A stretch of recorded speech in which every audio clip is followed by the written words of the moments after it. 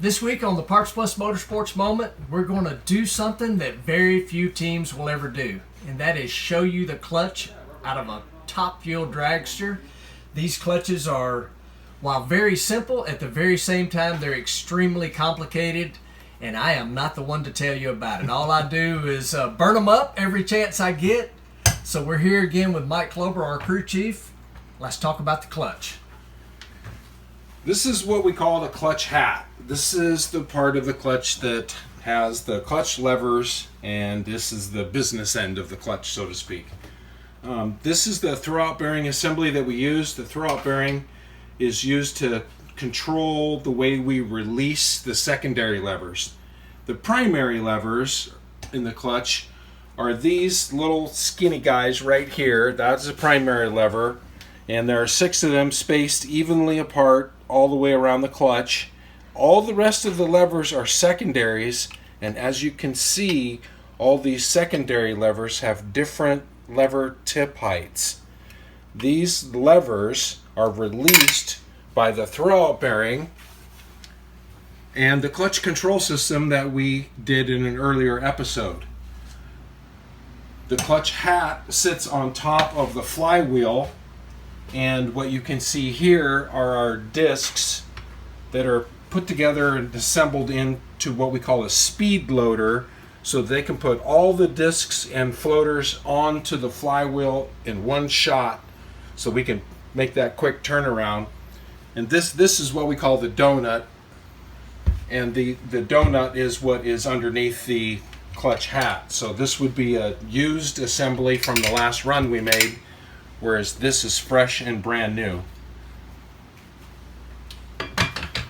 6 stall springs are what retain the clutch cover onto the donut, and that is also what allows the top fuel dragster and funny car to act somewhat like a go-kart. Step on the gas, the car goes.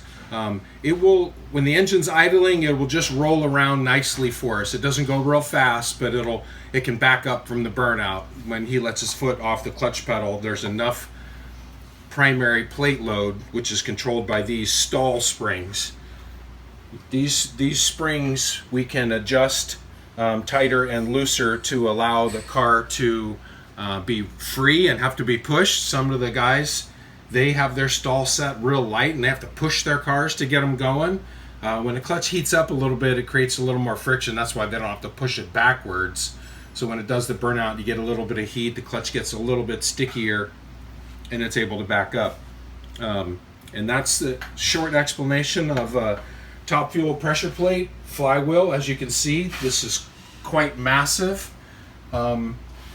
probably larger even than a semi-truck clutch, would be. It's a lot of mass here, and all of these parts, with the exception of some of the discs, are no good at the end of the run. The floaters are thrown away and discarded. 1 or 2 of the discs will have become too thin and it will be discarded. We're normally able to get between 1 and 3 runs out of a clutch disc, depending on what the clutch wear is, which is a whole nother episode by itself. Yes. So, what is this material made out of then? Oh, yes, the clutch is made out of titanium. So the clutch hat, the clutch donut itself are all titanium. The flywheel is titanium. These adjusting stands are also titanium. The parts of the clutch that are not titanium are the steel floater plates. They're a mild steel that's a secret blend. And these clutch levers are made of something close to tool steel. So they're very, very hard. They last a long time. A very important element of how you make your clutch work. There's a lot of magic in the clutch lever that we are not going to show you today. Exactly.